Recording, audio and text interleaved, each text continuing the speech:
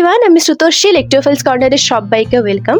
আজকে হচ্ছে 26 জানুয়ারি, অর্থাৎ আজকে রিপাবলিক ডে, এবং তার পাশাপাশি কিন্তু আজকে কলকাতা লিটারারি মিটের লাস্ট দিন। এবছর KLM শুরু হয়েছে 21শে জানুয়ারি থেকে এবং চলছে আজকে পর্যন্ত 26 জানুয়ারি। এবং আজকে কিন্তু একদম শেষ দিনে এসে কলকাতা লিটারারি মিটে আসতে চলেছেন বহু নামজাদা তারকারা, এবং তাদের সাথে কথা হবে, তাদের সাথে আড্ডা হবে, প্লাস বাংলা সাহিত্য নিয়েও কিছু কথাবার্তা হবে। তো সব কিছু মিলিয়ে থাকছে আজকের গোটা দিন।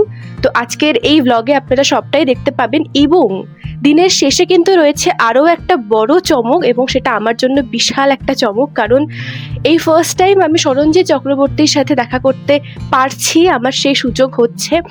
সরঞ্জিৎ চক্রবর্তী কিন্তু আসছেন বেহালার ম্যানটনের আনন্দ পাবলিশার্সে, এবং সেখানে ওনার সাথে আমার দেখা হবে, অটোগ্রাফ, ছবি, অনেক কিছুই প্ল্যান রয়েছে। দেখা যায় কতটা কি হয়, সবটাই দেখতে পাবেন আজকের এই ভিডিওতে। তাই একদমই স্কিপ করবেন না, আর কিচ্ছু মিস করবেন না, কারণ সরাসরি দেখা হচ্ছে এবার হর্টিকালচার গার্ডেনে, যেখানে চলছে কলকাতা লিটারারি মিট।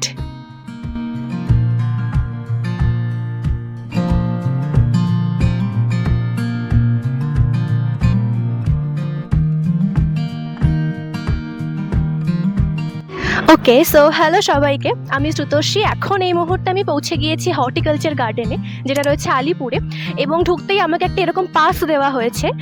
এই পাসটা ম্যান্ডেটরি এখানে এন্ট্রির জন্য, যদিও এখানে কোনো এন্ট্রি ফি লাগছে না। এবং আমার পেছনেই রয়েছে কলকাতা লিটারারি মিটের পুরো প্রোগ্রামটা। তো আর দেরি করবো না, সরাসরি চলে যাব আমরা প্রোগ্রামে। আরেকটা কথা বলা হয়নি, সেটা হচ্ছে যে আমার সাথে রয়েছে আজকের এই 3টে বই পাগল। এই 3টেকে ধরে নিয়ে এসেছি কারণ এরা ABSতে যেতে পারেনি, তো আজকের KLM এদেরকে নিয়ে এসেছি। এদের মধ্যে এইকে আপনারা চিনেছেন, আপনারা জানেন, বুক আনবক্সিং ভিডিওতে ছিল। সাথে রয়েছে রিমঝিম আর রাজীব। তো এরা দুজনও খুব ভালো বই পড়ে, বই পাগল লোক। তো সবাই মিলে আজকের আমরা যাচ্ছি প্রোগ্রামে। আর দেরি করা চলবে না, সবাই এসে গিয়েছে। Tata. And this is the place যেখানে হচ্ছে সেই প্রোগ্রামটা। তো যাওয়া যাক। তো ঠিক 11:30টার সময় শুরু হয় এই অনুষ্ঠান। এই অনুষ্ঠানের মূল অতিথিবৃন্দ ছিলেন আবির চ্যাটার্জি, ধৃতিমান চ্যাটার্জি, জয়া আহসান, সুমন মুখোপাধ্যায়, এবং পুরো অনুষ্ঠানটি পরিচালনা করেন তন্ময় চক্রবর্তী। এই অনুষ্ঠানের মূল আলোচ্য বিষয় ছিল মানিক বন্দ্যোপাধ্যায় রচিত পুতুল নাচের ইতিকথা, যেটি বর্তমানে সিনেমার রূপে বের হচ্ছে বাংলা চলচ্চিত্র দুনিয়ায়, এবং তার মুখ্য ভূমিকায় বা মূল দুই চরিত্রে রয়েছেন আবির চ্যাটার্জি এবং জয়া আহসান। তো সেই সবটা নিয়েই ছিল আজকের এই প্রথম পর্বের আলোচ্য বিষয়, এবং এখন একটু শুনে নেব আবির চ্যাটার্জির কাছ থেকে কিছু কথা। নমস্কার, সুপ্রভাত। প্রথমেই আপনাদের সকলকে প্রজাতন্ত্র দিবসের শুভেচ্ছা। আপনারা যারা এখানে এসেছেন এই আমাদের এই সেশন, এই কারণে বা যে কোনো কারণেই হোক, তাদেরকে আরো একবার অভিনন্দন জানাই। Very good morning to all of you. পুতুল নাচের ইতিকথার যে মূল কথাগুলো কেন সুমনদা বানাতে চেয়েছিলেন এতদিন ধরে, সেটা সুমনদার তরফ থেকে বললেন। যখন আমার কাছে অভিনয়ের সুযোগটা আসে, সেটা খুব অদ্ভুত একটা সময়, কারণ সেই সময় আমরা একটা অতিমারি সবে পেরিয়ে এসেছি, এবং কোভিড প্যান্ডেমিকের পর all of us we were like confused, anxious, tensed যে কিভাবে আবার স্বাভাবিক জীবনে ফিরবো। There was a new term at that point of time, new normal, though I didn't find any normalcy in that new normal, but somehow আমাদের মনে হয়েছিল যে কোথাও গিয়ে, সবসময় আমার সেটা মনে হয়, we need to tell stories, human stories। এবার পুতুল নাচের ইতিকথা যে আমার তার আগে খুব পড়া ছিল তা নয়। I used to be a moderate reader, but আমি কোনো নিজের এক্সকিউজ দিচ্ছি না, কাজের ব্যস্ততাও দেখাচ্ছি না, এখন হয়তো অতটা পড়া হয় না, কিন্তু মানিক বন্দ্যোপাধ্যায় পড়েছি, খুব বেশি পড়া হয়নি। যেটা হলো যে when I got the script, I started reading the novel, but to be very honest, আমার কেন জানি না স্ক্রিপ্টটা আমার অনেক বেশি রিলেটেবল লাগলো, কারণ যেটা সুমনদা একটু আগে বলছিলেন, because this are two mediums, film and literature. ফিল্মের ক্ষেত্রে একটা চরিত্র এবং আরো তার আশেপাশের ইন্টারাকশন, তার মাধ্যমে সেই সময়টা, সেই ইনডিসিশন, সেই কনফিউশন, সেটাকে তুলে ধরা, সেটা আমার কাছে আমি আরো বেশি করে কনসেন্ট্রেট করতে পেরেছি। যে কোনো অভিনেতার জন্যই আসলে এই কুসুম চরিত্রটি, মানে কি বলবো, যখন আমায় বলা হলো তো তারপর আর কিছু ভাববার তো কোনো অবকাশই নেই। আমি তো একবারই মানে এটা কিছু কাজ হয় না, নিজের জন্যই একেবারে রেখে দিতে হয়। জীবনের জন্য কিছু শিল্প, কিছু শিল্পের জন্য কিছু শিল্প। কিন্তু এই চরিত্রটি করবার পর আমার মনে হয়েছে যে হ্যাঁ, আমি আমার জন্য কিছু করলাম, বা আমার জন্য এটি মানে আমি করতে পারি প্রোফাইলের জন্য, মানে একেবারে এটা লোভীর মতোই। আমার মনে হয় যে কোনো অভিনেতা এটা তার জন্য ভীষণ লুক্রেটিভ। আর যখন অভিনয় করেছি চরিত্রগুলো সব জীবন্ত দেখতে পাচ্ছিলাম, নিজেকে ধীরে ধীরে কুসুমের মতো করবার মন এবং মাথাটা তার মতো করে করবার চেষ্টা করছিলাম।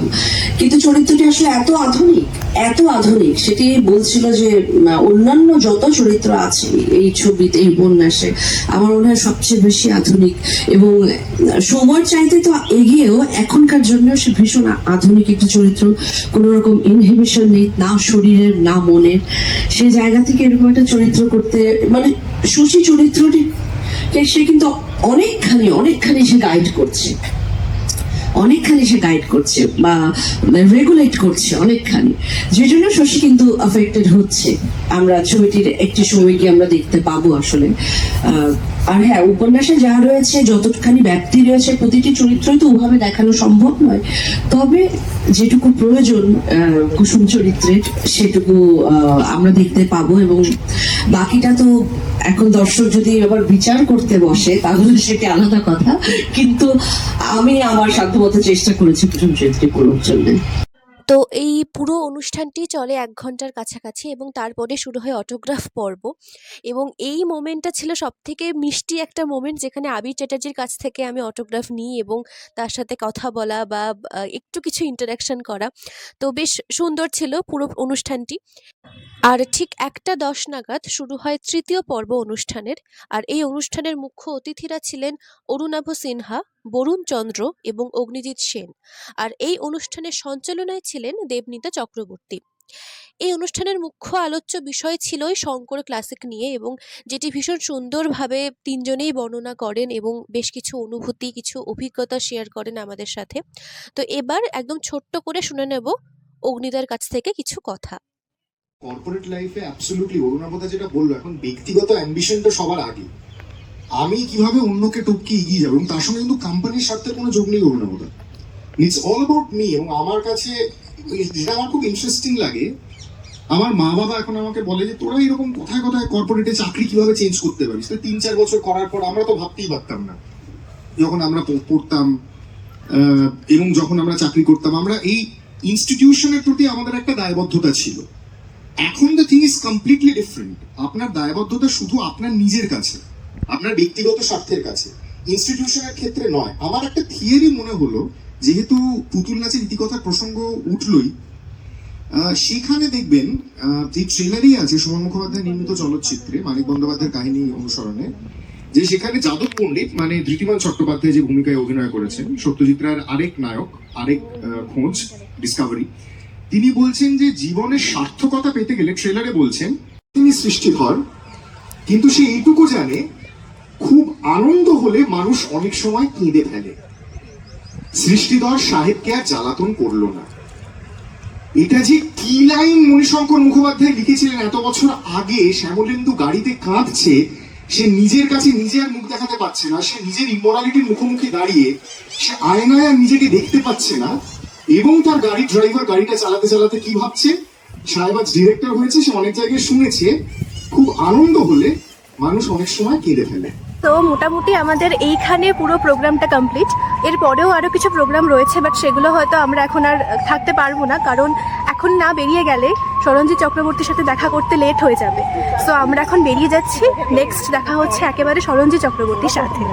এরপরেই ঠিক বিকেল 4:30 নাগাদ পৌঁছে যাই বেহালার ম্যান্টন সুপার মার্কেটের আনন্দ বিপণীর পাশে, যেখানে চলছিল লেখিকা রত্না রায়ের টংলুর চাঁদ ও অন্যান্য গল্প নিয়ে একটি বই প্রকাশের অনুষ্ঠান, যার মুখ্য অতিথি ছিলেন সরঞ্জিৎ চক্রবর্তী। যদিও একটু লেট হয়ে যাওয়ার জন্য স্যারের কাছ থেকে কিছু শুনতে পারলাম না, কিন্তু স্যারের সাথে কথা বলা, অটোগ্রাফ নেওয়া এবং সেই যে কিছু ছোট ছোট মুহূর্ত যেগুলো ভীষণই সুন্দর ছিল এবং সেটা ভাষায় প্রকাশ্য নয়, তো সেই মুহূর্তের কিছু অংশ রইল আপনাদের জন্য। ঘোষু না এটা সুতর্ষি মধ্যমেশ্বর এটা তো 100 বছর আগে অ্যান্টিক হয়ে যাবে। সুতর্ষি তো একটু আগে নাম নিয়ে একটা সুতো বলেই ডাকে। সুতো আচ্ছা আচ্ছা সুতো আর কি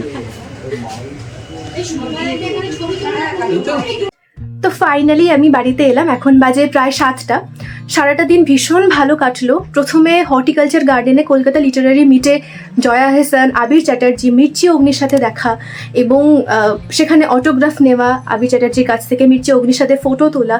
এবং অগ্নিদা সেই ছোট থেকে আমার ভীষণ প্রিয় একজন আর্টে, এত কাছ থেকে দেখার সুযোগ আমি সত্যি মানে পাবো ভাবিনি, এবং আজকে ফাইনালি পেয়ে গেছি এবং দাদার সাথে ফটো তোলা। ওই মোমেন্টটা ভীষণ সুন্দর ছিল, কারণ ভীষণ প্রিয় মানুষ অগ্নিদা আমার কাছে, আমি জাস্ট বলে বোঝাতে পারবো না। তো ফার্স্ট ইভেন্টটা ভীষণ ভালো কাটলো এবং সেখান থেকে ছুটতে ছুটতে আসা বেহালার ম্যানটানে, যেখানে নতুন বইয়ের পাবলিশিংয়ের জন্য যে ইভেন্টটা ছিল এবং যেখানে সরঞ্জিৎ চক্রবর্তী প্রেজেন্ট ছিলেন, সেখানে যাওয়া, ওনার সাথে দেখা করা, কথা বলা, ছবি তোলা, মানে লাস্টের এই মোমেন্টটা সত্যি আরও বেশি প্রিয় আমার কাছে। কারণ প্রিয় লেখকের সাথে দেখা করা, ছবি তোলার মধ্যে যে কি বিশাল আনন্দ, সেটা দেখা করা, ছবি তোলা অনেক দূরের কথা, চোখের সামনে দেখতে পাওয়াটা যে কি বিশাল অ্যাচিভমেন্ট, সেটা সত্যি মানে আমি যে আজকে কি খুশি আমি বোঝাতে পারবো না।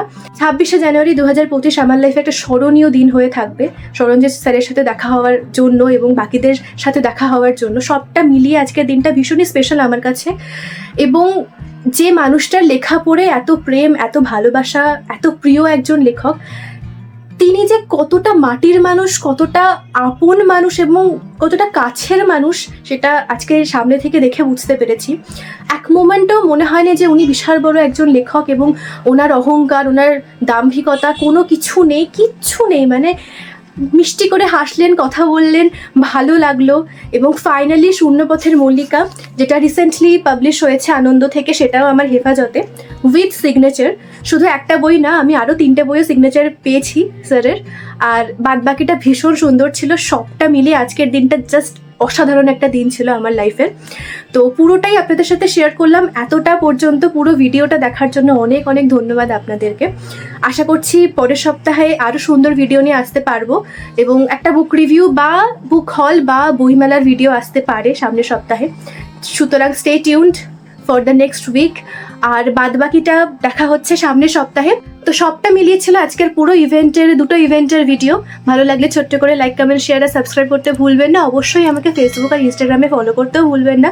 খুব ভালো থাকবেন, ভালো বই পড়বেন, সুস্থ থাকবেন, আর খুব শীঘ্রই দেখা হচ্ছে নেক্সট উইকে নেক্সট ভিডিও নিয়ে। আজকের মতো সবাইকে টাটা।